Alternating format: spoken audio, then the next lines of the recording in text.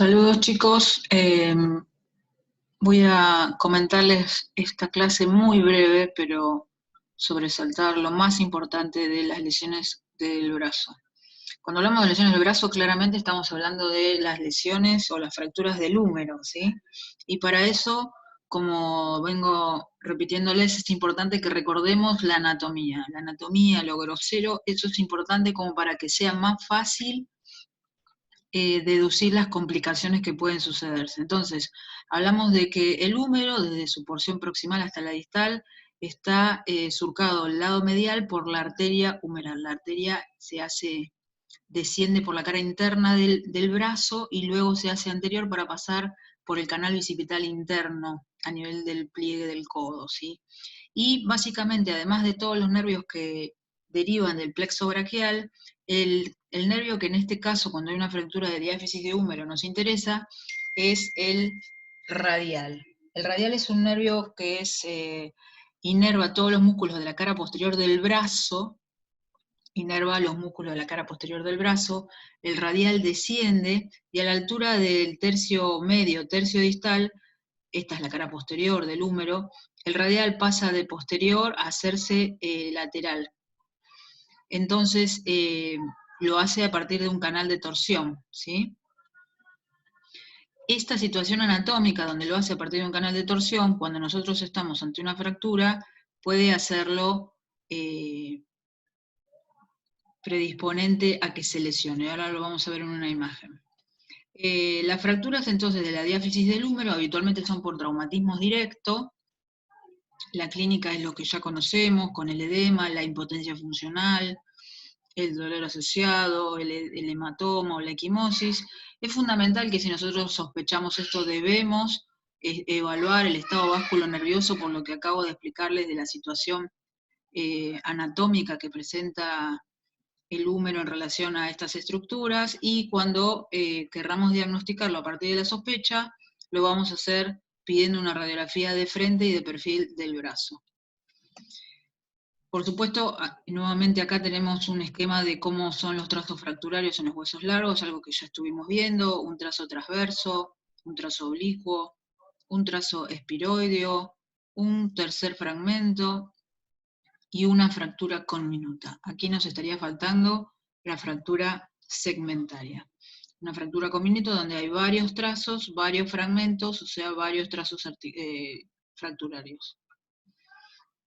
Esta es la situación que les comentaba.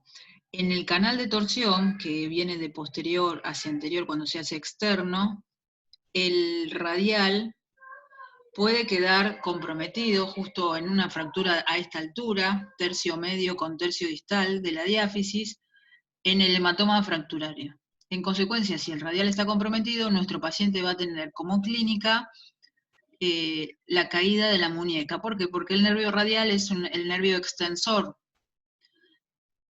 propiamente dicho. Entonces, es ahí donde vamos a evaluar al paciente. Cuando nosotros evaluamos a nivel distal, vamos a evaluar todos los movimientos de la mano y de los dedos, además de tomarle el pulso, por supuesto.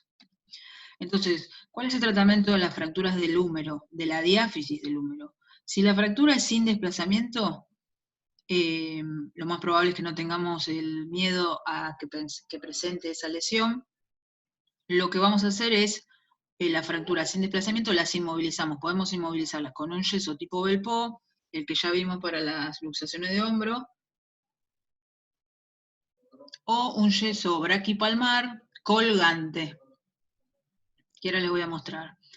Y si la fractura es con desplazamiento, como el dibujito que vimos, entonces se merece que sea operado, sí, la indicación sería operarlo, y dentro de nuestro arsenal de herramientas que tenemos para operarlo, el clavo endomedular es una opción y la placa con tornillos también es una opción.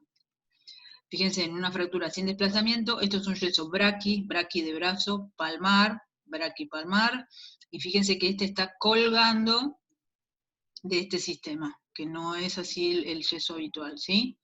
Y la otra opción es un yeso Belpo, donde tenemos al brazo pegado al torso, donde no se puede mover, y con esa inmovilización será suficiente para que consolide. Acá tenemos al contrario una fractura desplazada.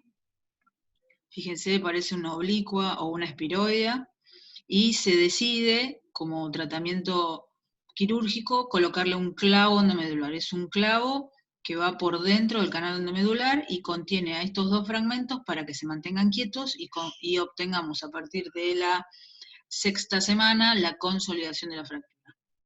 Otra opción es, fíjense en este ejemplo, una fractura. Acá sí ya estaríamos hablando de que predomina lo espiroideo, diafisaria o metáfiso diafisaria. Fíjense qué desplazamiento y qué peligroso para la piel. Se decide indicarlo en tratamiento quirúrgico, en este caso placa con tornillos, ¿sí? Que en el término de, acá está consolidada, una placa con tornillos. Esa es otra posibilidad de tratamiento. ¿Qué tenemos que saber como complicaciones de las fracturas de diáfisis de húmero? Bueno, básicamente las agudas, las que estuvimos hablando, la nerviosa, si es una fractura de la mitad de la diáfisis hacia distal, no olvidemos que el radial está muy cerca, y dentro de las complicaciones crónicas que pueda presentar esta fractura, saber que puede desarrollar una pseudoartrosis, un término que ya manejamos, una consolidación viciosa, un retardo de consolidación, o una rigidez articular, por ejemplo, si lo dejamos dentro de un Belpo o de un yeso braquipalmar. Este tema así de breve, todas las preguntas que se generen de esta charla, sin ningún problema, la contestamos en los espacios que corresponden. Muchas gracias.